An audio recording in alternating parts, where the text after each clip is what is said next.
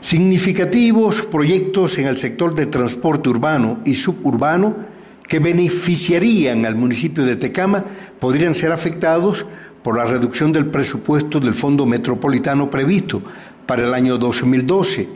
Según despachos de prensa, la continuación del tren suburbano que viene de Buenavista a Cuautitlán y que llega al estado de Hidalgo, el transporte masivo que llegaría a Ecatepec, Tecama, Tizayuca, así como la línea 12 del metro que se conectaría con el municipio de Chalco.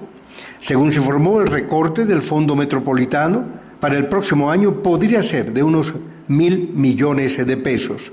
Sobre esto se refirió el diputado federal Manuel Cadena, quien se pronunció a favor de mantener sin disminuciones dichos recursos. Para el Canal 6 Tecama informamos Yadira Ayala e Ismael Tantau.